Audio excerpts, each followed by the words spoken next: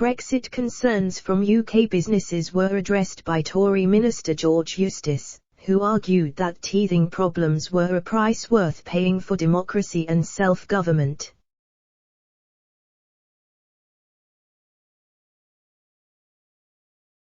Mr. Eustice, who is Secretary of State for Environment, Food and Rural Affairs, has had to deal with some of the fallout in employment figures in the UK's food and rural business sector.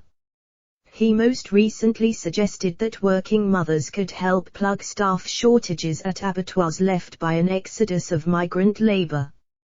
He said the meat processing industry is altering its shift patterns in a bid to attract British staff.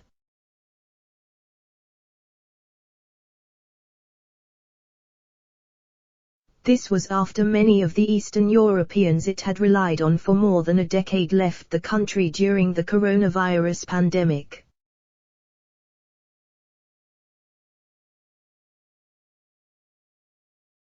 Many small and medium-sized businesses in the UK have also felt a squeeze since the Brexit deal came into effect in January this year, according to a recent Dispatches investigation by Channel 4.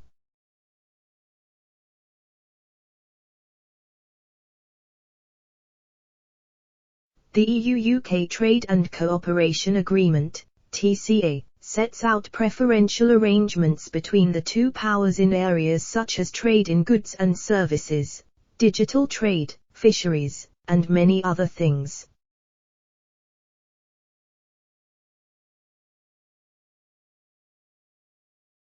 Its whole ethos is to ensure and maintain a level playing field and respect for fundamental rights.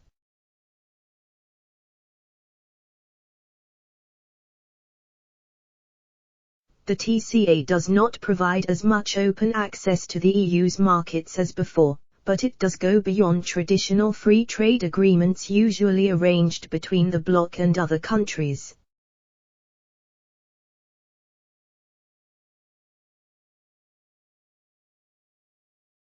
However, the Dispatches investigation revealed that a number of small UK businesses have since struggled to keep their trade with Europe because of additional administrative costs.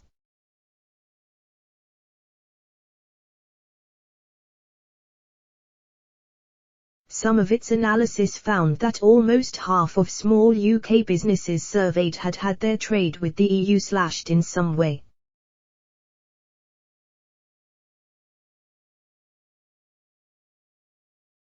And, more than 10% had ceased to trade with the bloc altogether for rising costs and reduced profit margins.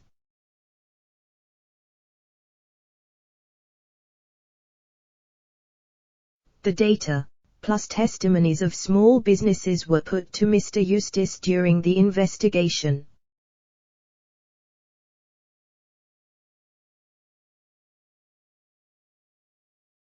The Environment Secretary admitted that there would be some short-term problems with the transition out of the single market paired with the coronavirus pandemic, but argued that the temporary issues were worth paying for because the UK now had democracy and self-government.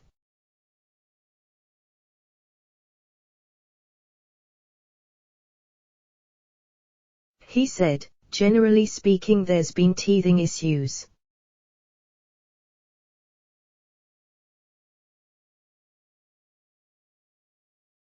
Because we've left the customs union, and because we've left the single market, that does mean there are some additional administrative processes that the EU requires.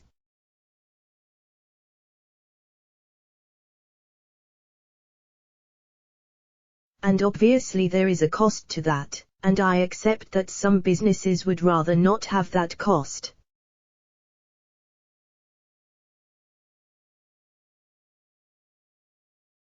But it is the price, if you like, of having democracy and self-government.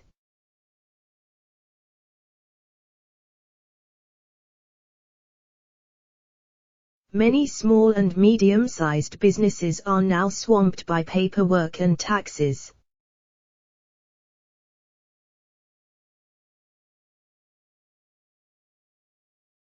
Some products heading to the continent from the UK have extra costs for their buyers on arrival.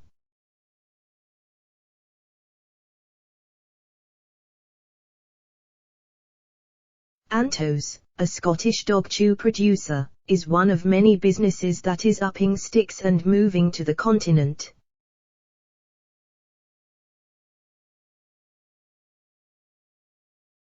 Antoon Murphy, Antos owner, told DW.com in June, "We've had to move the whole export side of our UK business to within the EU.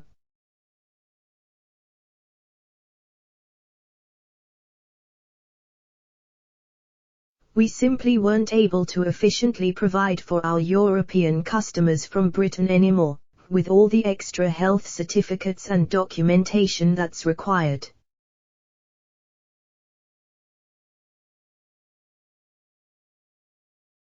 Before leaving the EU, for Antos, shipping goods to countries like Belgium, the Netherlands and France was often cheaper than servicing remote parts of the UK.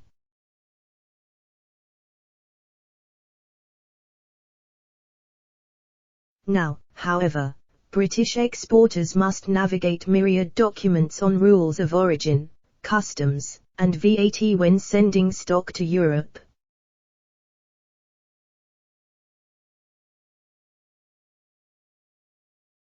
If an item contains animal products, like Anton's dog chews do, the paperwork is increased.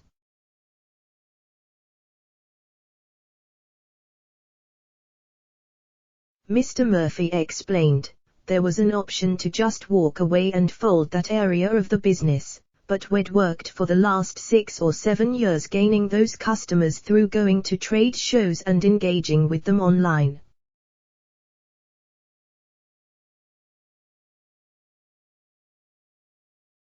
I didn't want to give them up."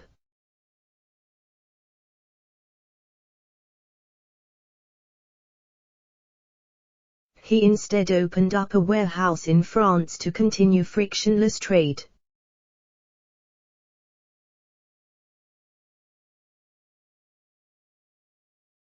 There have been a few Brexit winners in business, however.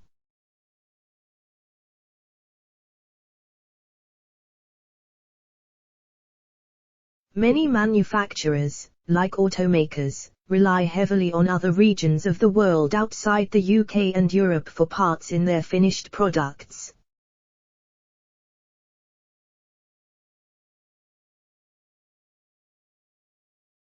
Due to one section of the TCA, which states that all products have to prove the origin of all their constituent parts, manufacturers will now have to source from within the UK and EU instead.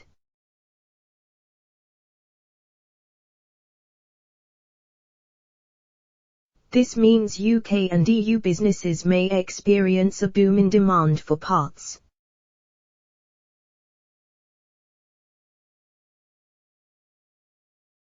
On the flip side, this will likely drive up the price for consumers.